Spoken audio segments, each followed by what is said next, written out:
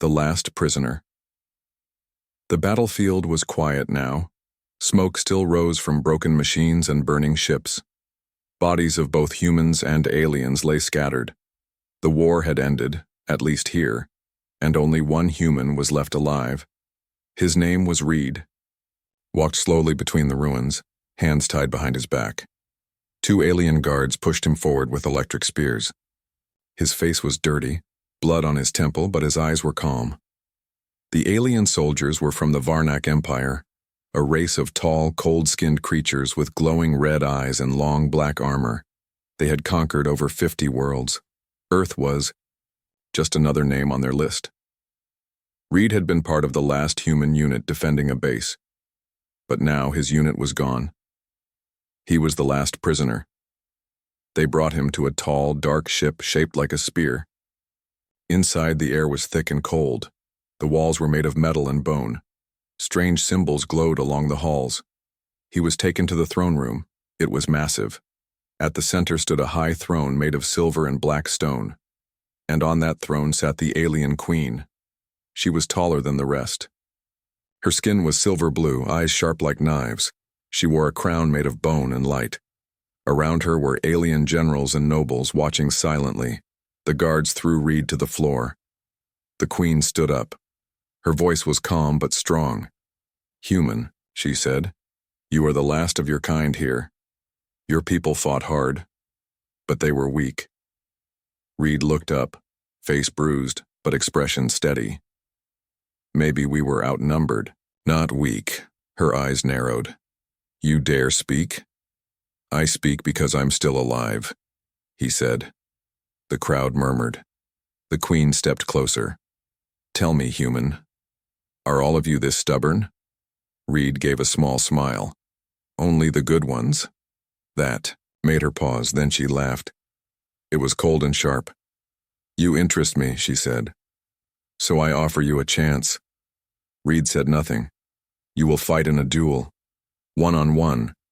In front of my people," she continued. "Win and you go free. Lose, while and your death will entertain billions." Reed's jaw tightened. He knew this wasn't a real offer. It was a game to her. Still, he nodded. "All right." The queen smiled. "Tomorrow, then. The arena of judgment. Let's see how brave humans really are." She turned away. The guards pulled Reed back to his feet and dragged him down a long, dark hallway. Later, in a cold prison cell, Reed sat alone. His hands were no longer tied, but there were energy bars, keeping him in. He touched the back of his neck. They had injected a tracker. He looked at the wall and thought of Earth, of his sister who was probably still hiding in the resistance tunnels back home, of his friends, his team. He was the last one now. But he wasn't going to die for show. Meanwhile, back in the throne room, the queen watched a screen replaying Reed's face. She studied his expression, his voice, his defiance. One of her generals stepped forward. "Your Majesty, why give this human a chance? He should be executed like the rest." She didn't answer at first. Then she said, "Because he did not beg." The general said nothing. The queen turned the screen off. "Let them watch. Let them all see what happens to hope." But deep inside, a small part of her was unsure. The next morning, the arena was full. Thousands of alien citizens sat in curved rows. Huge screens showed the human prisoner standing in the center alone. The sand beneath him was red from past battles. A gate opened. A Varnak warrior stepped out, armed with a curved blade, growling. He was over 8 feet tall, covered in armor, but Reed did not move. He waited. High above, the queen watched from her private chamber. She whispered to herself, "Let's see how long your hope lasts, human." The duel had not even begun, but something strange was already in the air. A tension no one could name, and the story of the last human prisoner was only just beginning. Duel of Death. The arena was alive with sound, not cheering, roaring, screams, alien war drums. Giant metal banners waved in the air, glowing with symbols of conquest. The crowd wanted blood, they wanted a show, and they wanted the human to die. Reed stood at the center of the arena of judgment, under a sky that was dark purple with twin moons above. His hands were bare, his armor was gone. He wore only a light battlesuit, simple, torn, and scorched from war. Above him in the highest balcony, the alien queen sat in her crystal throne. Her eyes locked on him, unreadable. She held no weapon, but her presence alone silenced the crowd. When she raised her hand, a deep voice echoed from the arena speakers, "Begin the trial by blood." The gate on the far end opened. What came out was not a soldier, it was a beast. The Varnak champion was nearly 9 feet tall, with 4 arms, bone armor fused into his skin, and a 2-bladed weapon as tall as a tree. He had never lost. His name was Drogar, and his purpose was simple: kill fast or kill slow, but kill. Reed didn't flinch, he didn't move. But his eyes narrowed as Drogar roared, slamming both blades into the sand with a thunder that shook the stadium. The crowd cheered. Reed thought, let them scream. I just need to last long enough to matter. Drogar charged. The first swing missed, Reed's head by inches. The second came from behind, but he ducked and rolled. His movements were fast, faster than expected. The alien warrior growled, surprised. Reed didn't have a weapon, but he had something better. Training. He moved like a shadow, sharp, fast, never where the enemy wanted. He let the alien's rage guide him, made him swing too wide, too hard. Sand kicked up as Reed dodged again, then leapt forward, grabbing a broken spear stuck in the ground. The crowd gasped. For a second, Drogar hesitated. That was the opening. Reed jabbed the spear into the alien's leg. Not a deep wound, but painful. Drogar roared and backhanded him across the arena. Reed hit the sand hard. The wind knocked out of him. Blood ran from his nose. He tasted iron. His ribs burned. Above, the queen leaned forward slightly. Her eyes were cold but focused. Reed stood up slowly. His vision blurred. The crowd laughed. They thought he was finished, but he raised one hand and gave a single sharp nod to Drogar. Come again. The alien roared and charged. Reed dodged left, then right, then slid under the second swing. He grabbed Drogar's belt and used his momentum to climb onto the alien's back. He punched the side of Drogar's neck again and again until the alien stumbled. Reed wrapped his legs around his opponent's throat and twisted. It wasn't about strength. It was about precision. Drogar dropped to one knee, gasping. Reed grabbed one of the dropped blades and pressed it to the alien's throat. The arena went, completely silent. No one moved. Reed stood over the beast who had never lost. All it would take was one motion, one slice. The queen stood now. Her voice rang out like a bell. End it. But Reed didn't move. He looked down at Drogar, who was gasping, bloody, but alive. The crowd waited. So did the queen. Reed threw the blade aside. The sound it made, metal hitting stone, echoed like thunder. Gasps broke across the stadium. Some aliens stood, others whispered. The queen's voice came again, sharp and angry. Why? Reed looked up, blood running down his face. Because I came here to survive, he said. Not to entertain, and not to become like you. That silence lasted longer than any cheer ever had. Even Drogar the beast sat up slowly and looked at Reed. Not with hate, but with confusion. Maybe even respect. The queen's face changed, just for a second. Something flickered in her eyes. A thought. A memory, a doubt, then she turned. Take him back to the cells, she said flatly. We will speak later. In the holding chambers beneath the arena, Reed sat alone once more. His knuckles were torn, his body ached. But he was alive, and something had changed. Not just in him, but in them. Somewhere in the upper city, an alien child watched the fight on a screen. He turned to his father and said, Father, why did the human not kill him? The father did not answer. He simply stared at the screen, lost in thought. That night, in her private chamber, the queen replayed the moment again and again.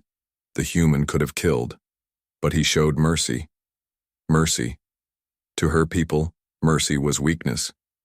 But to Reed, it was power. For the first time in years, the queen could not sleep, and far below in a cold, dark cell, Reed whispered to himself, "You wanted to see what a human could do. You're not ready for what comes next." Mercy is a weapon. The queen sat alone in the war chamber. Screens floated in the air before her, showing recordings from the duel again and again. Reed, the last human prisoner, was standing over the Varnak champion. The blade was in his hand. Victory was his, but he didn't take the kill. Instead, he dropped the weapon and walked away. Each time she watched that moment, something twisted inside her. He could have earned his freedom. He could have made a statement, but he showed mercy? No, that word made her uncomfortable. In her empire, mercy was forbidden, and yet she couldn't stop watching. Deep below the royal tower, Reed sat in the same cold cell. His body was healing slowly, but his mind was sharp. The walls around him hummed with hidden power.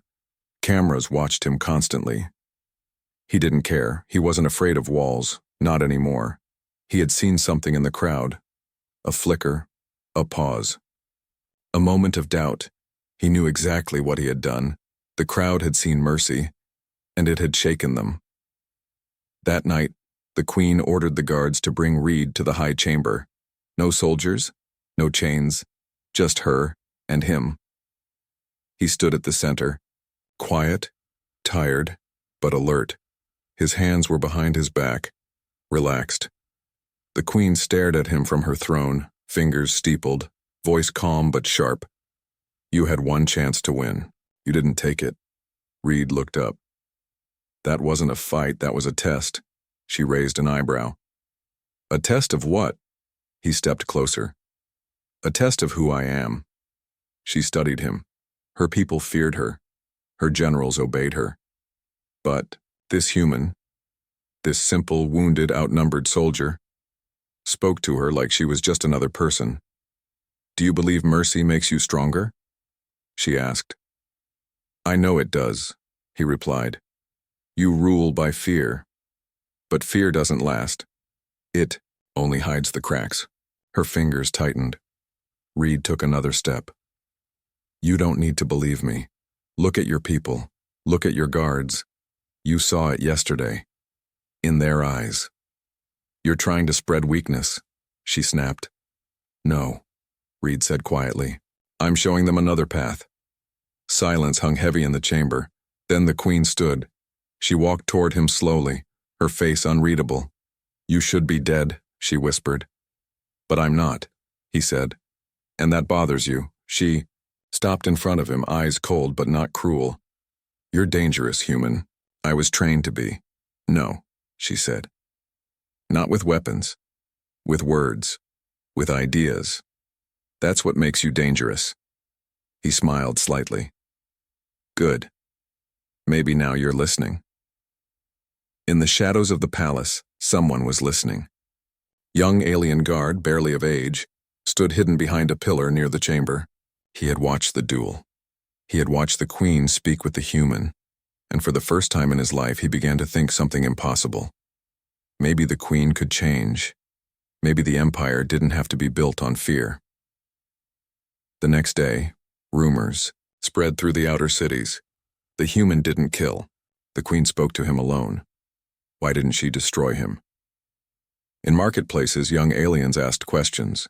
In schools, teachers skipped lessons about strength through death. In the barracks, soldiers whispered when commanders weren't looking. The queen saw it all. Her advisors warned her. Her generals demanded action. "Kill the human," one of them said. "End the whispers." But she said nothing. She was thinking. That night, she returned to the high chamber, alone again.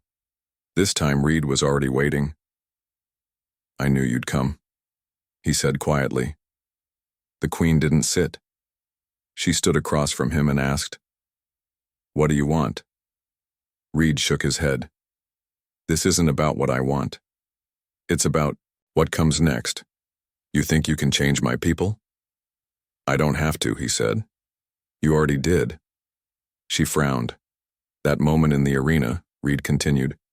You let me live. You could have given the order. You didn't. That's what they saw. That's why they're asking questions. The Queen stepped closer. Her voice dropped to a whisper. They ask questions now. But if I show weakness, real weakness, they will tear me apart. Reed nodded. That's why I didn't kill. Because if I did, nothing would change. They'd see more death, more blood. They've seen enough. The Queen turned away, thinking. You said mercy is power, she said softly. Prove it. The next morning, a new message was sent across the Empire. It was simple. The human will speak. Let all who wish to hear, listen. Reed stood in a wide hall facing a live transmission system used only for royal commands. He looked into the camera. He could see the small green light. He took a breath, and he spoke. My name is Reed. I am a soldier of Earth. I came here to fight because I thought I had no choice. I lost everything. My team, my planet, my freedom. But I didn't lose my will. You think I should hate you? That I should kill every alien I see? Maybe that would be easy. Maybe that's what you expect. But hate doesn't build. It only burns. In the arena, I was told to kill. I didn't. Not because I was afraid, but because I've seen what mercy can do. He paused. Mercy saved my life once, years ago, in another war. An enemy spared. Me, I never forgot that, and now I'm here, doing the same. Some of you will mock me. Others will fear me. That's fine. But if even one of you starts to think, really think, then maybe this isn't the end of your empire. Maybe. It's the beginning of something better. He stepped back. Transmission ended. Across the Empire, people stared at their screens, and many of them didn't know what to feel. Some were angry, but others felt hope. Far away, a small resistance cell, human and alien, watched the speech. In silence, a young alien rebel whispered, "He's doing more with words than we ever did with guns." In the palace, the Queen stood facing the window. A general entered behind her. You should not have allowed that. She didn't turn. I didn't allow it, she said softly. I needed to hear it too. Queen's challenge. The palace walls no longer echoed with silence. Instead, they vibrated with whispers. Every corridor, every chamber, every guard post held the same question. Why did she let the human live? The Queen sat in her private chamber, her fingers wrapped tightly around the edge of her throne. Her eyes, usually cold and sharp, now flickered with unease. She had watched Reed's speech again, 10 times, maybe more. It wasn't his words alone that haunted her. It was what they stirred in her people. Reed had spoken of mercy, of strength through choice, not dominance. His voice, though quiet, had created waves across her empire. Schools had begun rewriting their lessons. Young soldiers were questioning orders, and in cities far from the capital, protests had started, small but growing, not in violence, but in silence. People sitting in the streets, refusing to speak, refusing to kneel, refusing to fear. Her generals demanded action. End the weakness, one barked. Execute the human now, another shouted. Before his ideas take root. But the Queen didn't answer. Not yet, she was thinking. And the one thing she feared most was that the human might be right. That night, the Queen left the palace without guards. She walked through the Hall of Silence, a vast chamber filled with statues of past rulers, all made of dark stone. Each ruler had ruled through blood, conquest, death, and yet none had changed the galaxy, only expanded their power. Is that all I am? She thought. Another name carved in fear. She stopped before the statue of her mother. Her mother's face had been sculpted with cold, sharp eyes and a blade held in one hand, a symbol of ruthless control. The queen clenched her jaw, then turned. The next day, a message was broadcast across the empire. One sentence. The queen will face the human in ritual combat. Shock rippled through every world. No ruler had ever done this, not in centuries. Inside the palace, Reed stood in his cell, listening to the announcement echo from the speaker in the wall. He didn't react at first. Then quietly, he smiled. She's not trying to kill me anymore, he thought. She's trying to understand. The arena of judgment was prepared again. This time, it was silent. No music. No war drums. No celebration. The stands were full, but the crowd was still, watching, waiting. Reed entered first. He wore light armor, scratched and old. He had refused the ceremonial weapons. He only carried one, a short blade, human-made, with his squad's initials carved into the hilt. The queen entered next, but not as a ruler. As a warrior, she wore no crown. Her robes were gone. She wore a simple combat suit, black and silver, and carried two curved blades of her people's tradition. The crowd didn't cheer. They held their breath. A voice echoed from above. This duel will not end in death. This is a trial of truth, of strength, of will. Then the arena fell silent. The queen struck first, fast, fluid. Her movements were sharp, trained. She was no stranger to battle. Reed blocked barely, rolling to the side. Her blade scraped his shoulder. He didn't strike back. He waited.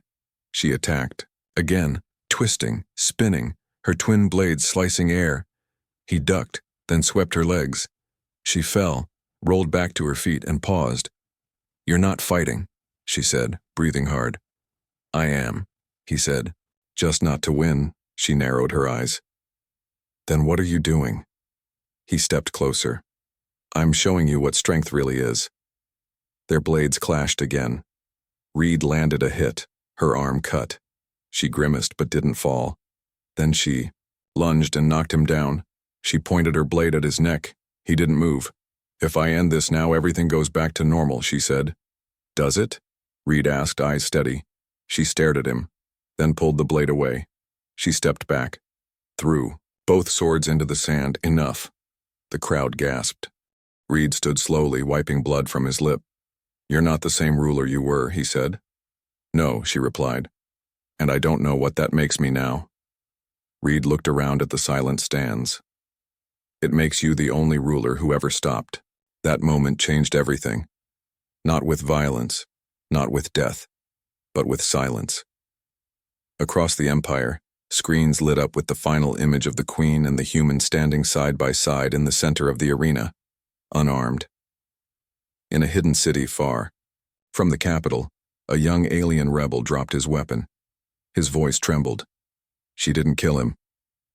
In the military academy, a class of young cadets rewrote the last line of their war oath. Honor not through fear, but through choice. Inside the palace, the queen stood alone once more. Her generals resigned. Her people were uncertain, but she wasn't. She had made her choice. Later, Reed sat across from her in the quiet chamber, both of them drinking strange alien tea. The queen spoke first. "You still believe mercy is a weapon?" He nodded. She smiled faintly. "Then maybe it's time I learned how to use it." Rebellion begins. The silence that followed the duel did not bring peace. It brought tension. The queen's act of mercy, standing beside Reed, unarmed in front of the entire empire, sent shockwaves through every system under Varnak control. For many it was a sign of change, a spark of hope. But for others, it was a signal of weakness, and weakness in the Varnak Empire was blood in the water. A week passed. On the surface, nothing seemed broken. The banners still flew, the royal guard still marched, the warships still patrolled the skies. But something had shifted deep inside the walls of power. The old guard was angry. High above the capital, on a secret space station orbiting a dead moon, a group of generals and nobles gathered in darkness. They called themselves the True Flame. "We warned her," one hissed, his voice like rusted metal. We told her the human was a poison. She let him live, another growled. Worse, she fought beside him, spoke of peace, of mercy. Disgusting, a third spat. He has infected her mind. The eldest among them, Grand Admiral Croth, stood with both hands behind his back. His armor bore the blood crest of 5 conquests. His eyes were sharp and cruel. The people are confused, Croth said quietly. They are waiting to see what the Queen does next. He turned. So we must act before she does. At that very moment, the Queen sat alone in her war chamber, watching the stars. Reed stood nearby, silent, thoughtful. They're moving against you, he said softly.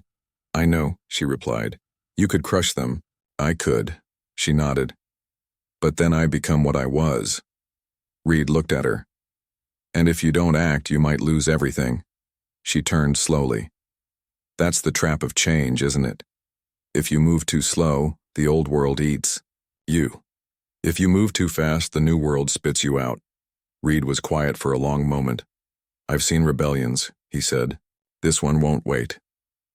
In the shadows of the lower city, the rebellion did begin. But it was not the kind the Queen expected. It wasn't the common people rising against the crown. It was her own army.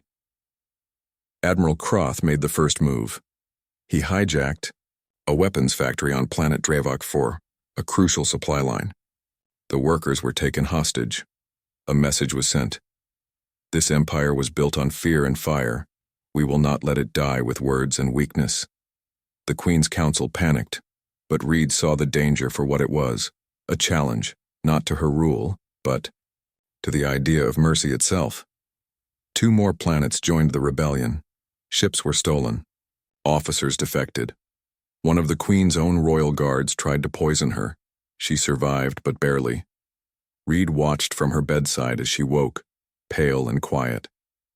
You're losing them, he said. Not because you're wrong, but because they don't know how to live without fear. She looked at him. Then teach them. So Reed did something dangerous. He asked for release. He left the palace. No guards, no army. Just a small shuttle and a hidden transmitter. His mission, reach the rebels, not to fight them, but to speak to them. Let me show them what you showed me, he told the Queen. Let me offer something besides another war. She looked into his eyes for a long time. Then she nodded once. Go. Reed landed on Dravok 4 alone. The planet was dry, broken, and crawling with rebel patrols. He was captured within hours. The soldiers were confused, unsure whether to kill him or parade him as a prisoner. They took him to Croth. The rebel admiral stood in a darkened room filled with stolen tech. Screens showed live feeds of protests, troop movements, and the palace under siege. Reed was shoved to his knees before him. Croth looked down, amused. So, the Queen sends her pet human. I came on my own, Reed said. Croth laughed. Of course you did. He walked in circles around Reed. You turned her soft. She was once a queen of fire.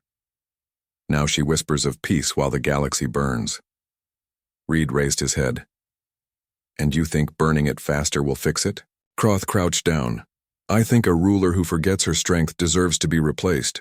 Reed's eyes hardened. You don't want to save the Empire. You want to sit on its corpse. Croth stood again. Words, always words. You speak of mercy, but mercy won't stop bullets. Reed smiled faintly. It might stop the need for them. For 3 days, Reed was held prisoner in the rebel base. He was interrogated, watched, mocked. But something strange happened. Some rebels started to listen. A young commander named Valar, barely 20, sat outside Reed's cell one night.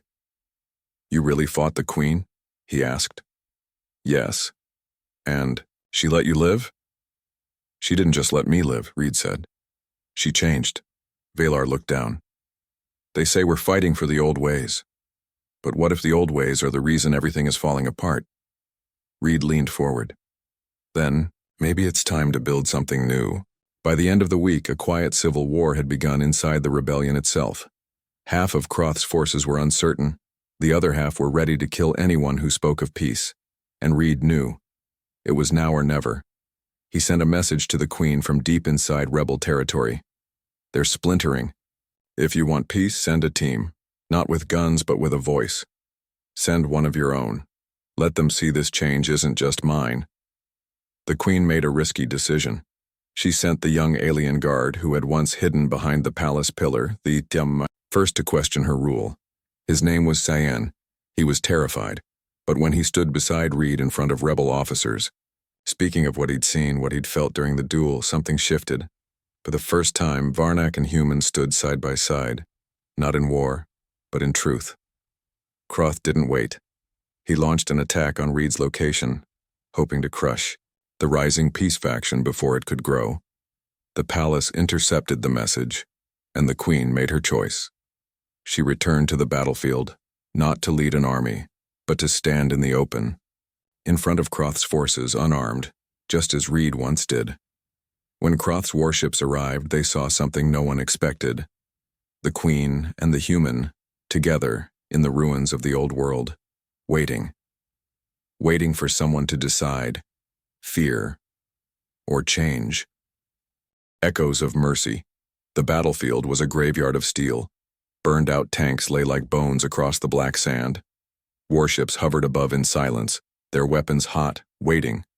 No banners, no drums, no orders screamed across radios, only a choice, one. Wrong move, and the galaxy would burn again. At the center stood two figures, Queen Varela of the Varnak Empire, and Reed, the last human soldier. No guards, no armor. Just two souls surrounded by silence, standing between peace and blood. Above them, Kroth's fleet moved into position. And deep inside the lead command ship, Admiral Kroth watched with disgust. Broadcast this, Kroth barked. Let every world see the Queen kneel beside the worm she should have crushed. But sir, a communications officer hesitated. Some of our commanders are unsure. There's talk of surrender. Some want to listen to the Queen. Kroth turned slowly, eyes burning. Then make sure they see what surrender looks like, and what I do to it. Down below, Reed looked to the sky. They're not stalling anymore, he said. He's coming. The Queen nodded. He doesn't want a civil war. He wants an execution. For both of us. They had minutes, maybe less. But that was enough. The Queen took a breath, looked out across the wreckage and spoke to her people. Not through screens or broadcasts, but by standing in the open, vulnerable, defiant. I was raised to believe mercy was weakness, she said quietly. I was taught that strength came from fear, that peace could only come when all others bowed. She looked at Reed. But this human taught me something we forgot. She raised her voice now, loud and clear for the listening. Ships above. Mercy is not surrender. It is the power to choose what we become. It is the future. Inside Kroth's ship, something unexpected happened. Half the bridge crew stood frozen. A weapons officer turned to the admiral. Sir, they're not armed. They're not attacking. They're provoking you, someone whispered. Kroth's voice rose. They are corrupting you, all of you. The Queen is no longer our leader. She is infected. He slammed a fist down. Lock onto the coordinates. Fire, now. In the skies above the Queen and Reed, the largest battleship began to charge its weapons. Energy gathered at the ship's core. The air vibrated, the ground trembled. Reed looked to the Queen. We stand or fall together, she nodded. No more fear. But just before the blast fired, something shifted. One of the rebel ships turned, then another, and then 5 more. They didn't attack. They shielded the Queen. Inside Kroth's command ship, alarms rang. Sir, 6 of our ships are changing formation. They're blocking the main cannon. Kroth roared. Cowards! Fire through them if you must. But it was too late. Mutiny had begun. The officers turned on Kroth, one by one. The same people who had followed him through decades of conquest now looked into his eyes and saw a tyrant, not a savior. A young captain stepped forward. No more, she said, her voice shaking. No more death because you're afraid of peace. She raised her sidearm and fired. The rebellion collapsed in seconds. Across the fleet, Croth's loyalists surrendered, or were taken down by their own crews. Ships powered down. Weapons cooled. The battle that was meant to end peace never started. Down. On the ground, Reed stared at the sky, the flash of lights, the silence that followed. He let out a breath he didn't know he was holding. They chose, he whispered. The Queen stepped forward. They did. For the first time in her life, she wasn't obeyed out of fear, but followed because she had inspired something greater.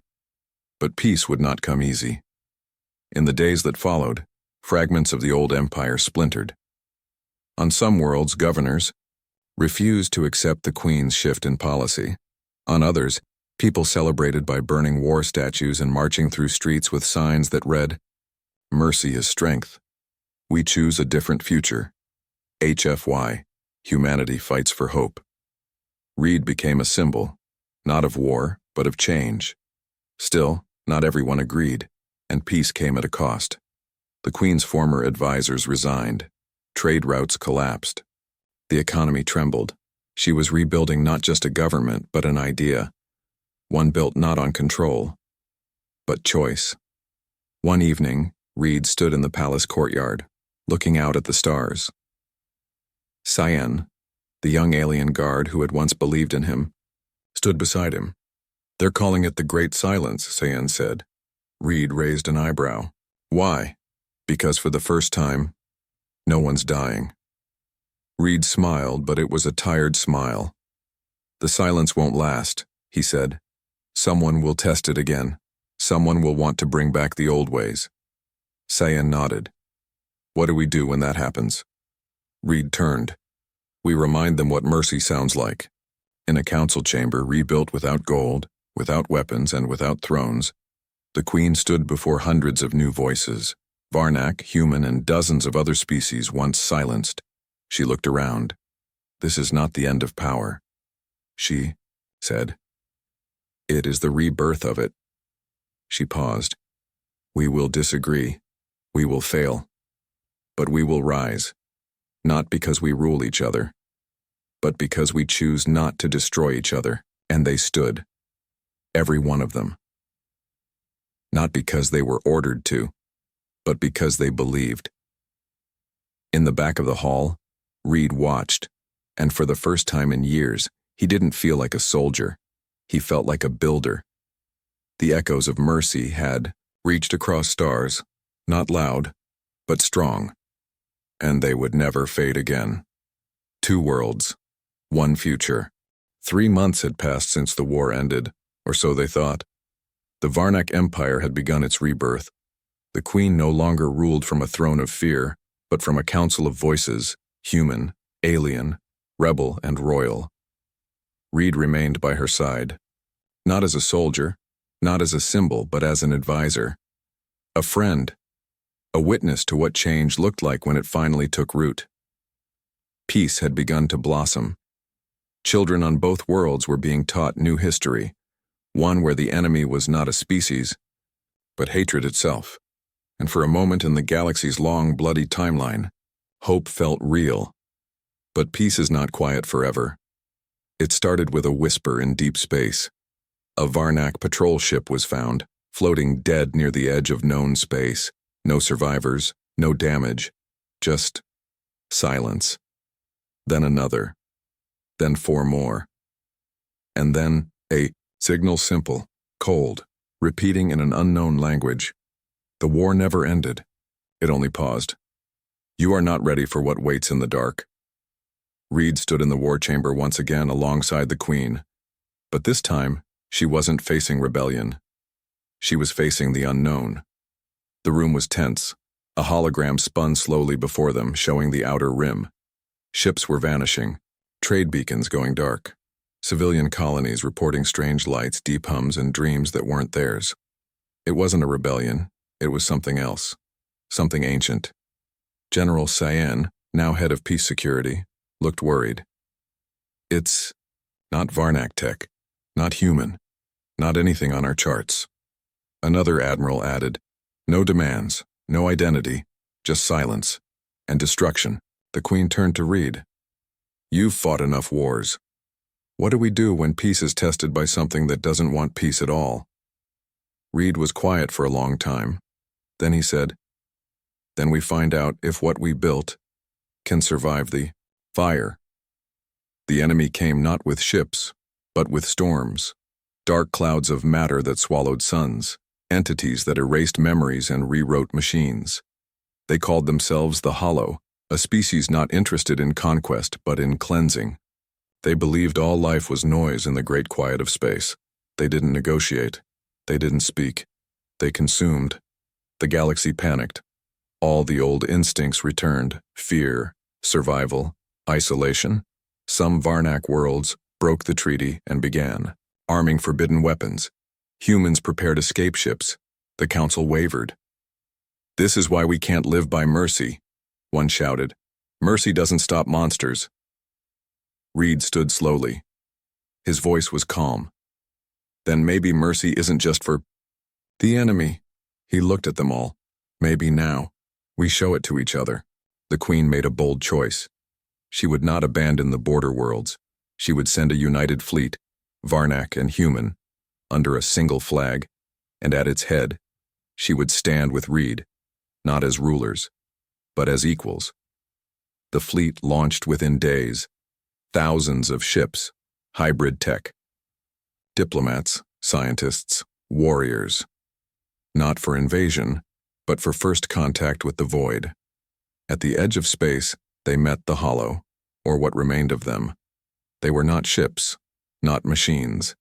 They were echoes of a species that had long destroyed itself, in pursuit of silence, now drifting across galaxies, consuming others to make the universe still again.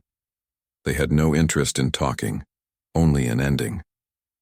The final battle was not of fire, but of understanding. Reed led a covert team into a hollow construct, risking everything to plant a signal inside their memory core. A message, not of fear, not of surrender, but of mercy. A full upload of the Queen's duel, her refusal to kill. The rebellion she stopped not with guns but with choice, and then the voice of a child from both worlds speaking in both languages. We are not perfect, but we are trying, and that makes us worth saving. The Hollow paused. The storm stopped, not because they were beaten, but because, for the first time in 1,000 years, something pierced their void, a decision they couldn't predict, mercy from prey, and they vanished, not destroyed, not captured, just gone. The galaxy held its breath for days, but the storm did not return, and for the second time in a single year, mercy saved a world. Back on the Capitol, the people didn't cheer. They stood in quiet circles watching the stars. Some cried. Others held hands, but all understood something simple, something old. Mercy is not weakness. It is the final stand of the strong. Later, Reed visited the Queen in the old duel arena. It was empty now. Quiet. He stood where he once faced death and looked at her. You changed the fate of a galaxy, he said. She shook her head. No, we did. He smiled. So, what now? She looked up at the stars. We rebuild. We teach. We forgive. And when the next storm comes, she looked at him. We meet it with open hands, not clenched fists. Reed began walking away. The sun was rising. A young alien child ran toward him from the corridor, holding a small carved figure of a human and a queen standing side by side. The child handed it to him. Thank you, human. Reed kneeled down, took the figure, and smiled. No, he said. Thank you for listening. Final words on screen, if this were a film. In a galaxy built on conquest, one human showed that mercy could be louder than war. One queen proved that changing your heart takes more strength than lifting a sword. This is not the end. This is how the future begins.